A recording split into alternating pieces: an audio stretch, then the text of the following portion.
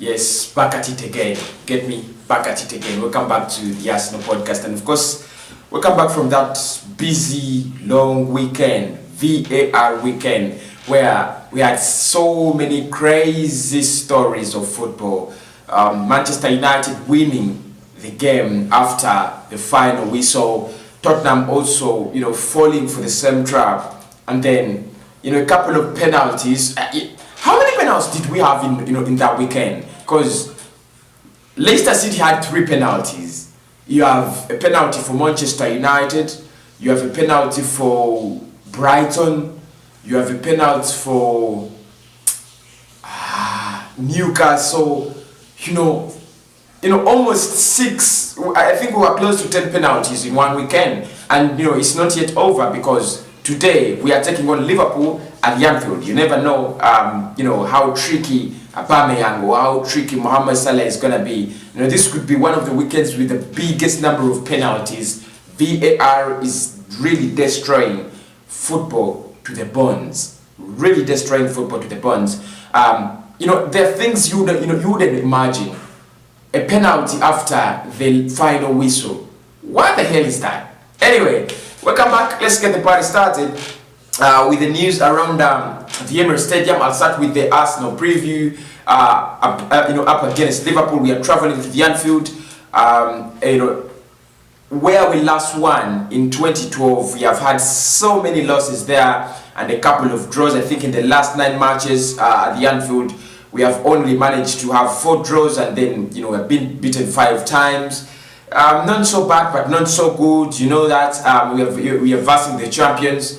They have beaten Chelsea, so their esteem is high. We have 2 wins out of the possible 2 games we have played, so that means our esteem is high as well. Actually, we have 3 wins out of the first 3 games we have played, because we also beat up on Leicester City in the EFL Cup. So interesting game of football. Interesting game of football is going to be today. I think Kian Tierney coming back is the biggest boost we have for us, and of course I think if Thiago doesn't play, the rumors have it that he could actually be out with a little injury, it would be the biggest news again for us, because you don't want to verse a player like Thiago Alcantara when you don't have the best of the midfield in your side. So I think it's going to be an interesting game. So let us wait and see this evening when we take on Liverpool. That is in the English Premier League at the Anfield.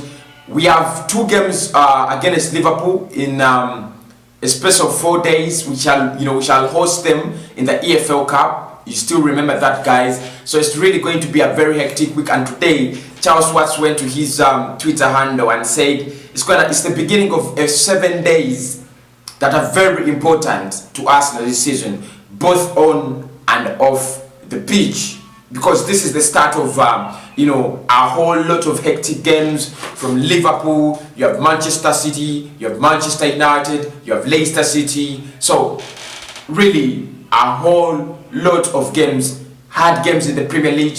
They start today. You have you have the Premier League, you have transfers, AFC going on in the last 7 days. Who are we going to sign? Because it seems that we are interested in Aouar, and Pierre-Emerick Aubameyang just said something interesting about him. Okay,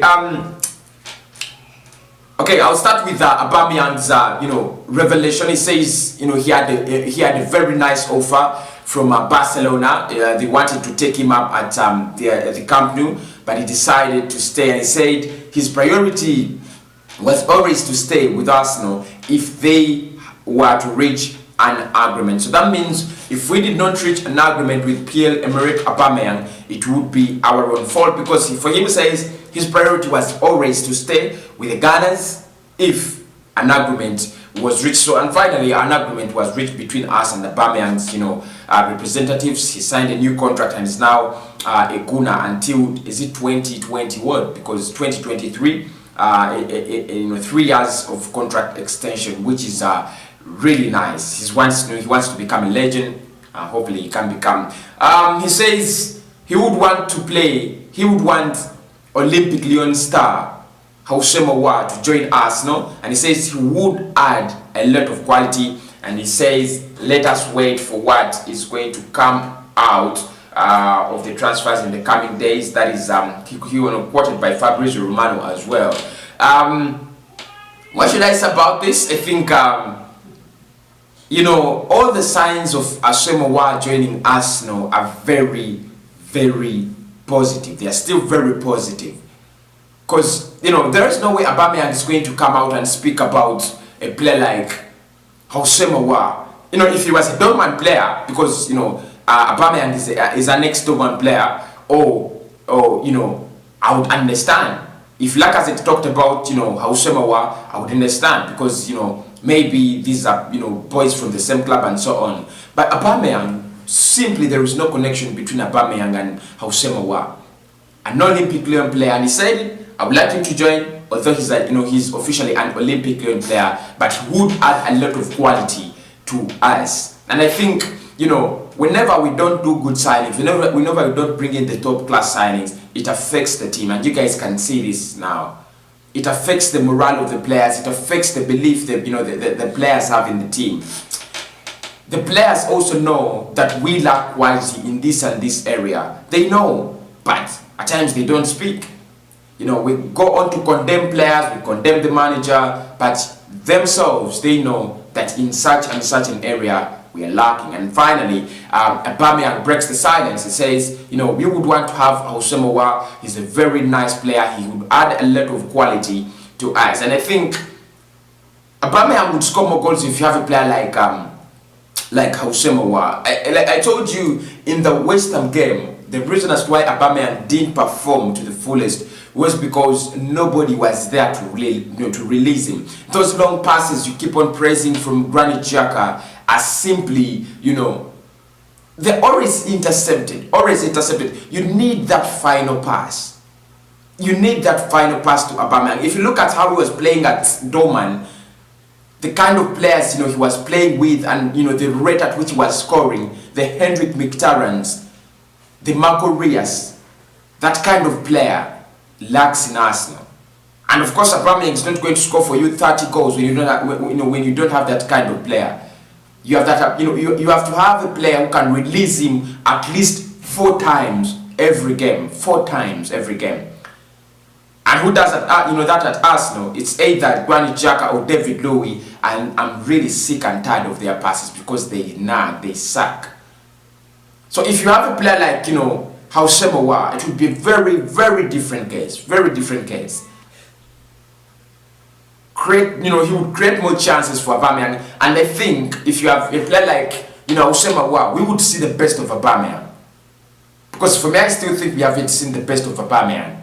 The Aubameyang at Dortmund, he scores the same, you know, he's still very clinical, the same goal scoring rate, but the numbers are not yet there. He replaced Robert Lewandowski at Dortmund, and he was perfect. He has to replace someone at Arsenal. He has to be perfect. So I think Arsenal will be getting in Aouar. You know, I just love it when, you know, Aubameyang spoke about it. It shows that you know, it's inner. You know, it's inside the walls of Arsenal. Aouar's story is inside the walls of Arsenal. And probably this week he might be the signing we are going to bring in. And I won't be surprised if we brought him in and we don't bring in anyone else, because I know Arsenal never want to bring in so many players before the, you know, before the end of the transfer summer, because we are going to demand for more players, right? So it's good transfer business. It's very good transfer, you know, business from Arsenal. They know if we brought in a player 3 weeks before the end of the summer, you know, fans are going to demand for more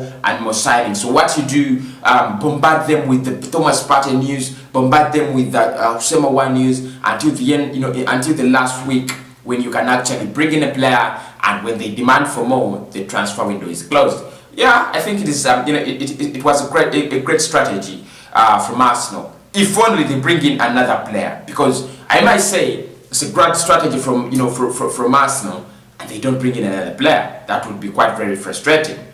Don't forget to give me your predictions of the Arsenal-Liverpool game down in the comments below. I want to know what you think about that game.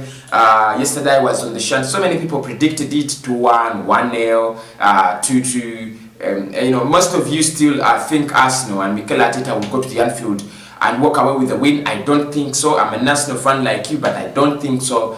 I don't think it's going to be the easiest of games. I think the Liverpool we versed in the Community Shield and the Liverpool we beat last season has changed so much. Especially at this time that they're going to be at the Anfield. They have Diego Jota now. They have Thiago Alcantara now. It's not going to be an easy game for us, but I still hope we can get a result. I think a 1-1 draw. If we can, squeeze out a 1-1 draw against Liverpool, for me, I would be very satisfied. I'll be very satisfied. It would be such a big, point. It would be such a big point because I don't want us to drastically drop from top 4, to position 9 or something, and that's why I want a result in this. Because Everton are still holding up their play. Leicester City still at the table. Arsenal and Liverpool, that makes us the top 4. Chelsea are still, struggling so much. They made that, 3-3 draw, and they were lucky. United were lucky as well to win that with a 3-2. It should have been a 2-2 draw. And guys, I think VAR should leave football. VAR, we should just kick off VAR. At times when it's in your favor, you're happy. But when it's out of your favor, you're not happy. But if you look at it, logically, and you're like, okay, not as a fan this time, but as a football, lover, should we have VAR? I think it's robbing us the joy we wanted when we were supporting football in the first place. Because VAR is making football a total, kind of plastic thing. Every day, reviewing as if we are in courts of law. It takes away that natural feeling of football when we could go off the pitch and felt like that was a handball, but the referee just did give it. It takes away that feeling when you're on the pitch and the ball crossed the line and the referee just didn't count it. I think that was the beauty of football in the first place. That made football more exciting as a sport. Because, the arguments kept on going over and over and over. But these days, there's no argument. Did it cross the line? Let us check the machine. Was it a handball? Let us cross the machine. And now, VAR is giving penalties after full time. For me, it's not interesting. I'm one of those people who have been against VAR, from the first place. It's really making football a home of, hypocrisy. I don't love it. Yeah, I know many people are going to tell me that's rectifying so many mistakes in football, but those mistakes were part of football and they were meant to be. Because VAR is also still making, more mistakes, and these mistakes look more artificial, than the natural mistakes, in football. So, I want to say what a weekend it was. VAR, thank you so much. At least Manchester City will have to side with me when it comes to those penalties, and Brighton.